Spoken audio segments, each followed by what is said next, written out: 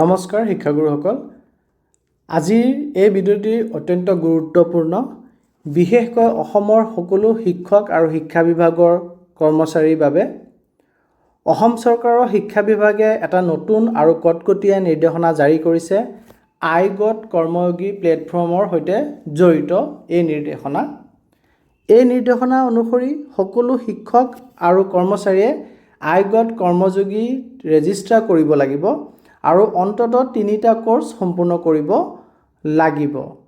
এই নটিছটিৰ জাৰি কৰিছে শ্ৰীভূমি জিলাৰ ইন্সপেক্টৰ স্কুলছ কাম ডিস্ট্ৰিক্ট এলিমেণ্টাৰী এডুকেশ্যন অফিচাৰে আৰু মূল কথাখিনিত আছে যে জিলাখনত বৰ্তমান এনৰোলমেণ্ট আইগট কৰ্মযোগীত খুব কম প্ৰায় 45%হে এনৰোলমেণ্ট হৈছে। এইটো চৰকাৰৰ দৃষ্টিত অসন্তোষজনক বুলি গণ্য কৰা হৈছে। যিসকল শিক্ষক বা কৰ্মচাৰী এতিয়াও ৰেজিষ্টাৰ কৰা নাই তেওঁলোকে আজিৰ ভিতৰতে আইগট কৰ্মযোগীত ৰেজিষ্টাৰ কৰিব লাগিব আৰু সকলোৰে বাবে বাধ্যতামূলকভাৱে কমেও 3টা কোৰ্স সম্পূৰ্ণ কৰিব লাগিব।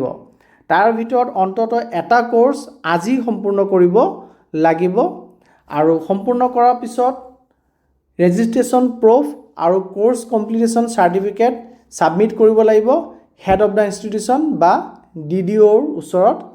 আৰু চেলেৰীৰ লগত ইয়াক সাঙুৰ খুৱাইছে যদি আপুনি আইগট কৰ্মযোগী ৰেজিষ্টাৰ আৰু কোৰ্স সম্পূৰ্ণ নকৰে তেন্তে আপোনাৰ এপ্ৰিল মাহৰ চেলেৰী ৰিলিজ নহবও পাৰে।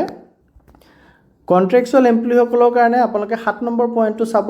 ইয়াত স্পষ্টকৈ লিখিছে BMC আৰু ফাউলে লিখিছে যে তেওঁলোকে যাতে এইটো এনচিঅৰ কৰে যে এপ্ৰিল 2026ৰ চেলেৰী বিলৰ লগত চেলেৰী বিলটিক প্ৰচেছ বা ৰিলিজ যাতে নকৰে তেতিয়ালৈকে নকৰে যেতিয়ালৈকে ভেৰিফাই নহয় এইটো যে এমপ্লয়ীগৰাকীয়ে আইগট কৰ্মযোগীত ৰেজিষ্ট্ৰেশ্যন আৰু এটা কোৰ্স কমসে কম এটলিষ্ট এটা কোৰ্স কমপ্লিট কৰা চাৰ্টিফিকেটৰ জেৰক্স কপি যেতিয়ালৈকে ভেৰিফাই কৰা নাযায় তেতিয়ালৈকে তেওঁলোকৰ দৰমহা মুকলাই দিব নালাগে বা দৰমহা প্ৰচেছ কৰিব নালাগে বুলি স্পষ্টকৈ উল্লেখ কৰিছে। আৰু এইটো SSA এমপ্লয়ীসকলৰ ক্ষেত্ৰত বা SSA টিচাৰসকলৰ ক্ষেত্ৰত এইটো প্ৰযোজ্য হ'ব।